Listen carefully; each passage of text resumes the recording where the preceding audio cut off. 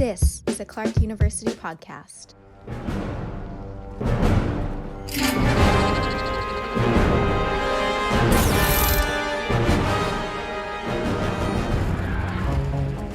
In Endgame, there's this scene, and they manage to get like all of the female heroes in one power shot, and they're all gonna like work together to get the gauntlet to like Captain Marvel, and then she's gonna like fly it to whoever needs to have it. And I know it's sort of meant to be this like very empowering scene of like look at all the female heroes working together and supporting each other. I think it ends up sort of having the opposite effect, because I remember watching this and thinking like, they can fit all of the female heroes and like on the screen at one time, which I think probably doesn't necessarily send the message they were going for. Ora Szekely, a political science professor at Clark, has long been a fan of comics and superhero plotlines. While consuming Phase 1 of the Marvel Cinematic Universe movies, it struck Ora that very few women appeared on screen. This observation evolved into a full-scale project analyzing power, violence, and the representation of women superheroes in the MCU.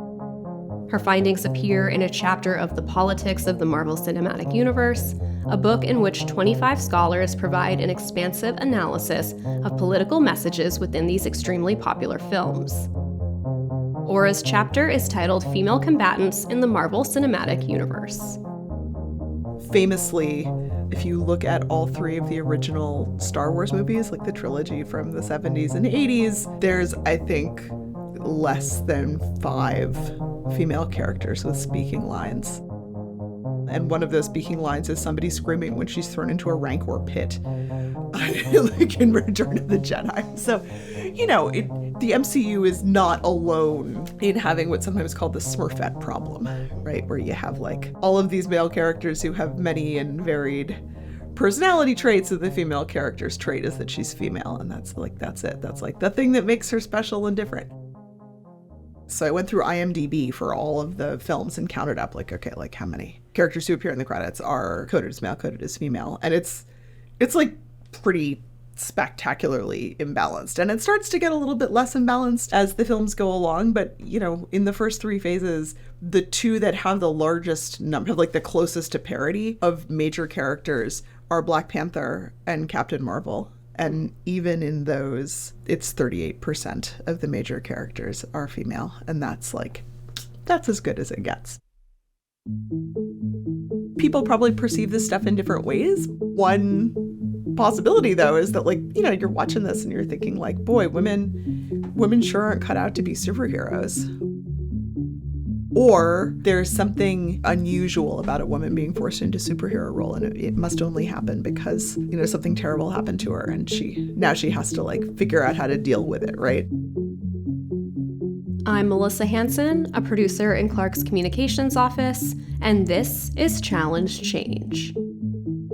Ora watched all 23 films in the first 3 phases of the MCU over a couple of months. She started analyzing the characters as combatants, part of her area of scholarship. I study Civil War. In particular, I study conflict between states and non-state actors. And in particular, I study the internal politics and policy making of different kinds of non-state actors, mostly in the Middle East. And I wrote a book with a couple of friends a few years ago called Insurgent Women, which is, you know, a short exploration of what do we know about women's participation in civil war and in non-state armed groups. We looked at women who were fighting with the FARC in Colombia. We looked at women fighting on both sides in Ukraine. And those cases, combined with a lot of the other scholarship, points out a couple of things that we can say seem like pretty broad patterns about women's participation in armed conflict. They participate at lower rates than men do, and not always necessarily in the same roles, but it's a very normal feature of armed conflict. It's not exceptional. Another thing we know is that women end up joining armed groups for largely the same reasons men do. And then once women get there, they serve in a wide range of roles. Women serve in like everything from intelligence to carrying out terrorist operations to serving as infantry. Like there's like a wide range, and it varies from group to group. The big difference is women's ability to join is much more conditioned by somebody's willingness to have them there. So what does any of this have to do with the MCU? When we look at the way that female fighters and male fighters are portrayed in the MCU, it's actually very sharply gendered in a way that matches people's ideas about what gendered participation in combat looks like, but doesn't actually always line up with the data that we have. Ora noticed that beyond the portrayal of women superheroes inaccurately reflecting the reality of women soldiers, the MCU appears to pigeonhole its female fighters into one archetype.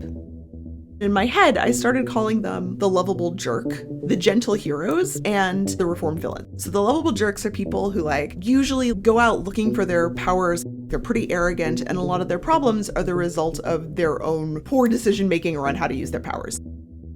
The archetypal lovable jerk is Iron Man. The gentle heroes are people whose powers kind of happen to them and who try to sort of make the best of things and who are really motivated by a desire to help people. Spider-Man is a really good example. Captain America, so Steve Rogers is the archetypal gentle hero. You could even put the Incredible Hulk in that category.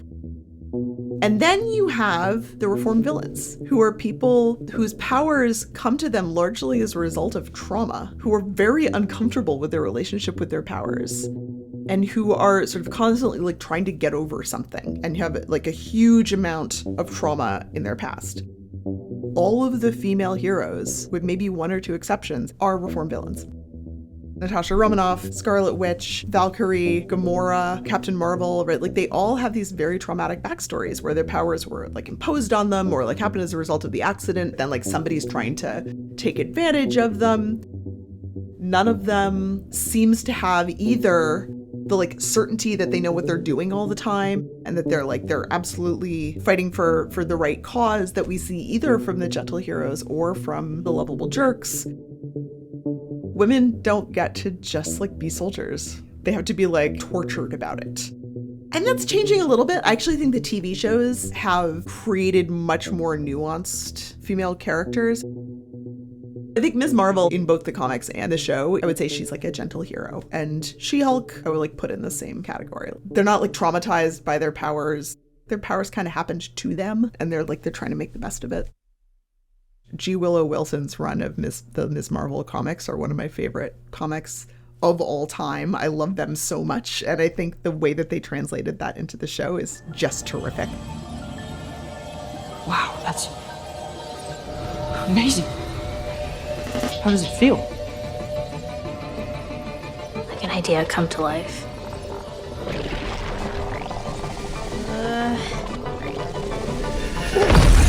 So I guess super strength is not a part of the equation. Yeah, well, maybe I should have tried harder in gym. With different archetypes and gender imbalance, how do the Avengers operate as a team?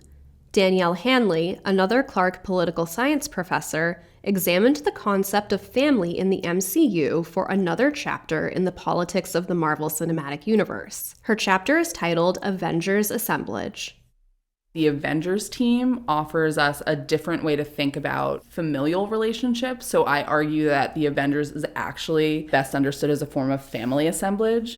I'm using a lot of queer theory and feminist theory in order to do that. I was just going to bring up queer theory because it very much seems like a chosen family kind of a concept. Absolutely.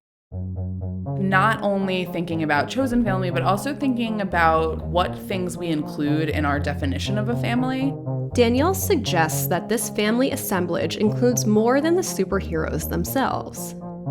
Thor's hammer is a part of the family assemblage, but also that non-human characters are a part of that. And so that's doing some work to pluralize what we think of as what's a part of the family. One of the pieces I'm sort of bringing in, both from queer theory and then also from a set of thinkers in this area called new materialism, thinking about the objects and the structures and the institutions that we exist in that are also part of informing what a family is. Danielle comes from a big family, which informs her theory here. I'm from a really big family, so I'm the oldest of 5 kids, and then my mom is one of 7. And all of my uncles, except for her 2 oldest brothers, lived within a 2-mile radius of our house growing up because my grandparents lived with us. And so I think on the one hand, I have a super conventional family: mother, father, siblings, dog.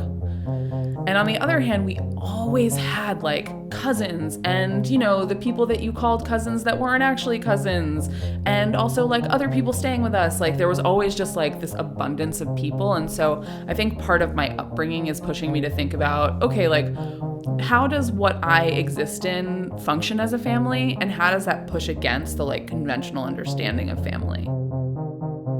Part of what is interesting and also frustrating about movies like The Avengers is that violence is so front and center, and people love Captain America: Civil War, and I cannot stand this movie. I don't like it either. And part of it is because there's this major set piece where these people who were functioning as a family are now trying to not kill, but definitely hurt each other.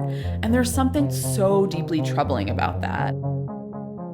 Thinking about a longer timeline and a more expansive vision of the family in this chapter, but of politics more generally, is like a big part of the work that I'm doing. Danielle's area of expertise involves grief, rage, and Greek tragedy. You may remember hearing about her research a few episodes back. To learn more about political science at Clark, visit clarku.edu/political-science. Challenge Change is produced by Andrew Hart and Melissa Hansen for Clark University. Find other episodes wherever you listen to podcasts. We're taking a break next week for Thanksgiving. Enjoy any time you spend celebrating, and we'll be back at the start of December. TTYL. 1, 2, 3. Clark!